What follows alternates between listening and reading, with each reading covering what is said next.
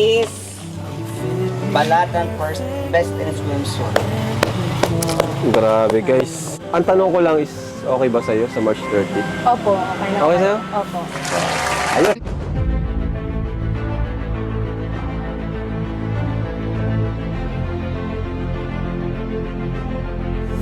Ayun, shoutout guys, muli po, welcome sa aking YouTube channel. Ito po si Kuya Julay, ang inyong katugang, ang inyong kalingap.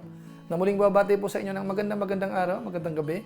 Sang sulok man po tayo ng mundo naroon. At sa araw na ito, meron po tayong panibagong vlog. Pag-uusapan po natin yung part 3 ho ng vlog ni Kalingap Rab kay Queen, na kung saan po dito, maraming highlights mga kabayan po natin. Kumusta na nga kaya si Queen? Kumusta na kaya ang beauty niya? Tapos siyempre ho, merong dalang good news po si Kalingap Rab dahil nga po si Queen ho ay magiging model na ho, mga kabayan natin. At saka siya ho ay maaaring makapunta po sa daet. So pag-uusapan po natin yan maya-maya ng konti. Pero bago po yun, konting paalala muna si Kuya Julay. Baka sakaling meron pa po ditong hindi nakasubscribe sa ating YouTube channel.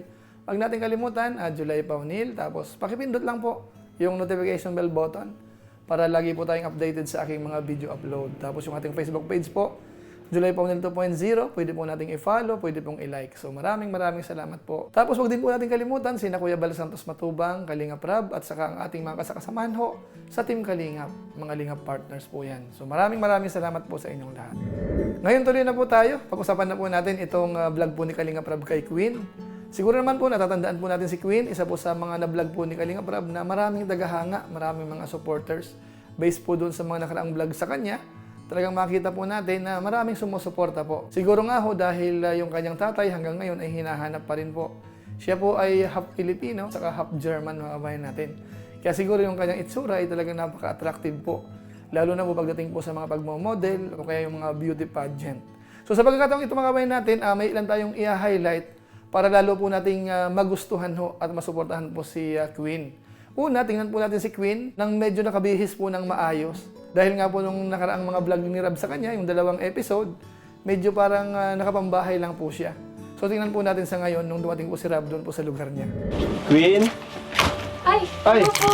Ay, Queen! Kumusta dyan? Kumusta ka dyan? O pala kayo. Nakabihis ka ngayon Opo, tapos lang po nung PT ko pong gawin. Opo. Kumusta kayo? Okay naman Ano ginagawa po. mo ngayon? Ano po, gumagawa po ako ng performance task ko po sa school po. PT? Apo. Kala ko pregnancy test. Hindi, joke lang. So, kaya pala nakabihis ka ngayon. Apo. Yan. Napabisita kami ulit dito. Sige po, dun po tayo sa labas po mag-usap kasi wala po upuan dito. Grabe guys, si Queen, no? So ayan po mga kalingap, ang ganda po ni Queen. Bagay na bagay po doon sa color red na suot niya. Lalo pong lumilitaw yung kanyang beauty, yung kanyang pagkamaputi po mga kabayan po natin. At siyempre po, ang isa pa sa parang napansin natin, nung binanggit na po ni Kalingap Rab, yung parang offer sa kanya doon sa may daet na gagawing model nga po siya ng ALM. Tapos nung nabanggit po ni Kalingap Rab na dapat siya ay pupunta sa daet, talagang walang kagatul-gatul ho. Sabi niya, oo. Ito panoorin natin. Gusto ka lang din namin. Kumustahin? And may babalita rin ako sa iyo.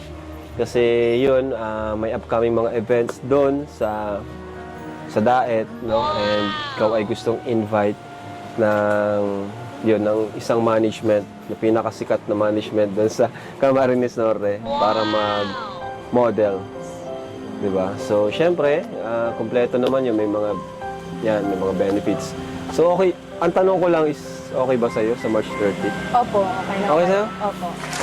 Ayos. Matutuwa nito si Boss Alvin. Kasi yun din yung manager ko. Okay. Oo. And interesado siya sa iyo kasi nakita niya yung potential mo, yung talents mo.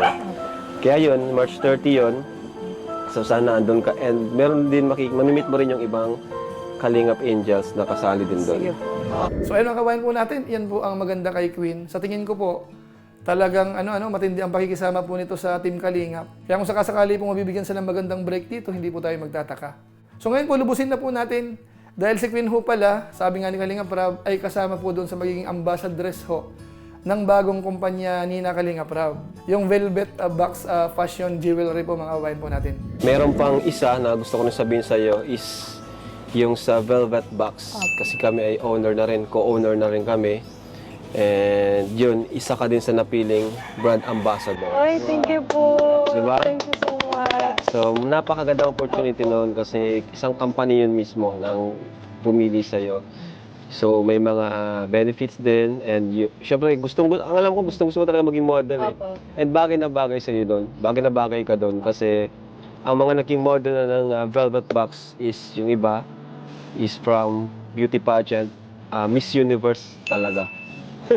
Namomodel na ng Miss Universe yung Velvet Box. Ganun kaganda po yung quality ng product. So, ikaw din, napili ka rin doon bilang isang brand ambassadress. So, isa ka sa mga mukha ng Velvet Box. Thank you po. Diba? So ayan po mga kalingap, confirm na po yan, si Queen Ho ay magiging ambassadress din po ng kumpanya na yan. At siyempre po sa pagkakaalam natin, mapapasama po siya doon sa billboard na ilo-launch ho ng Velvet Box fashion jewelry mga kabayan po natin. Kaya siguro ho, asahan na po natin na sa ilang mga panahon, si Queen Ho ay makikita po natin yan sa may daet. Malamang rumarampa po yan, tapos baka may mga photoshoot po yan, na lalong makikita ho yung beauty po ni Queen. Kaya maraming salamat po sa mga sumusuporta, sa ILM, sa Velvet Box, at saka po yung mga nagpapaabot po ng tulong sa kanya. At saka umaalalay, kamukha po ni June Wonder, mga kabayan natin. So maraming salamat po sa inyo. At saka sa mga supporters ho, na laging nanonood po sa vlog po ni Kalinga Prab kay Queen. Tapos bukod po dyan mga kabayan po natin, ito gusto ko pong ipapansin po sa inyo. Kasi si Queen Ho, napaka hands-on. Naghanda po siya ng simpleng merienda. Yung saging ho na tinatawag na pinakro. So mano-mano ho, siya po mismo ang nag-prepare. Ito panoorin natin. And pasensya na rin po, Kuya Rab, kasi ito lang po yung mahahanda ko po sa inyo. Okay lang yan. Hindi po nakapag-ready. Kahit nga wala, okay lang naman sa amin eh.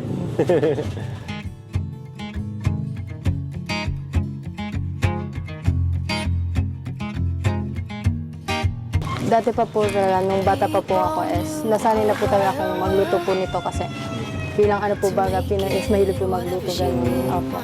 Naranasan ko rin po kasi magtinda ng bato po. Opo ako, kaya sanay na rin po talaga ako. Okay. Pero kung titinan ka, parang may gulat sa'yo yung tao na marunong magpagkain din eh.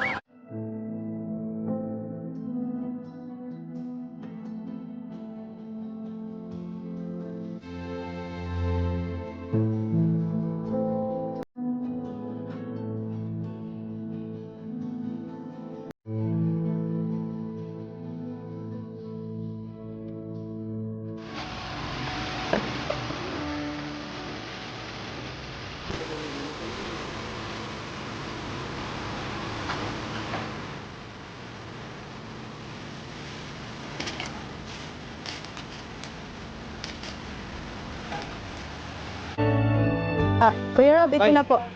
Lutuan tayo ni Queen. Sir Jun, ito po. Wow! Ayan po kayo. Opo. Wow! Init. Mainit po yan. Pinakro. Thank you, Queen ah. Opo. So ayun mga kabayan po natin, hindi po ganun kadali po mag-prepare po niyan. Pero si Queen Ho ay parang relax na relax lang, sanay na sanay. Kaya masarap pong tulungan po yung mga ganyang recipient mga kabayan po natin. At hindi po dyan nagtatapos, nagluto pa po siya ng pansit bato.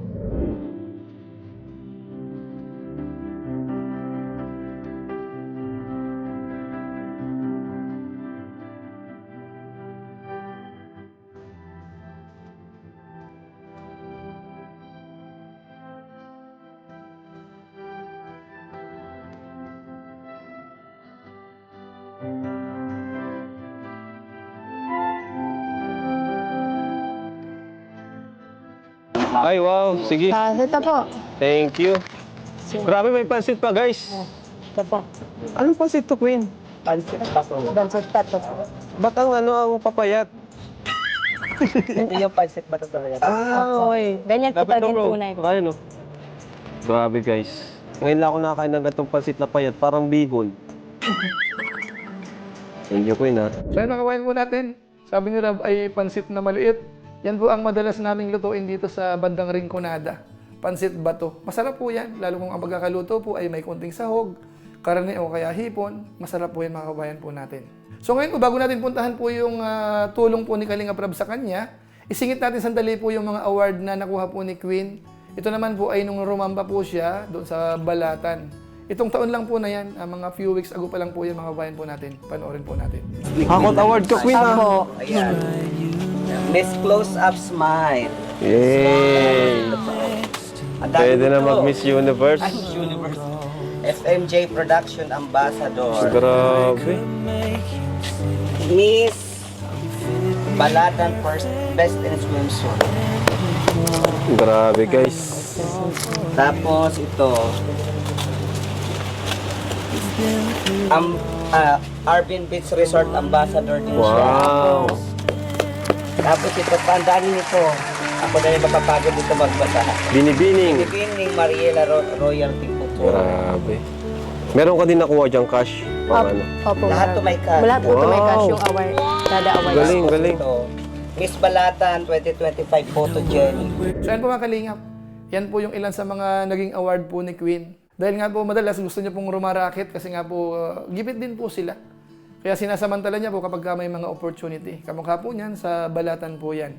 So ngayon naman po, punta naman natin yung madalas ginagawa po ng Team Kalingap kapag po nagbablog. Siyempre po hindi mawawala yung konting ayuda, konting tulong po sa binablog po nila. Bibigay ko lang yung blessings na nagmumula sa ating YouTube channel, mula sa ating mga viewers. Siyempre, ang kinikita ko naman sa vlog natin is binibigay ko din naman sa iyo, diba? So, yan. For you, para sa iyo to, Queen, para sa pag-aaral mo, para sa future mo. Nag-iipon ka ba? Opo. So, ayan. Sana ko'y na makatulong sa iyo. 10,000 pesos. Ay, thank you so much po. Thank you so much po. Para sa iyo yun, Queen, sa mga gastusin mo, para habang wala kami dito, Queen, ay, yun, may panggastos ka sa iyong pag-aaral at pang tulong mo rin kay mama mo. Di ba yun naman yung gusto mo? Yung lahat mo to, lahat ginagawa mo, lahat ng paghihirap mo, lahat yan ginagawa mo para sa iyong family. So, isa na ito yun. Opo. Ano masabi mo, Queen? Ayoko po kasi umiyak kasi strong personality po talaga. Very thank you po talaga, Kuya Rob. And I'm so grateful po talaga na dumating po kayo sa buhay namin para tumulong po. And yun po, so much po talaga. Thank you. And ito rin po, Kuya Rob, is papalaguin po namin, is papatuloy po namin yung pagkakantid po namin doon. Wow. Opo.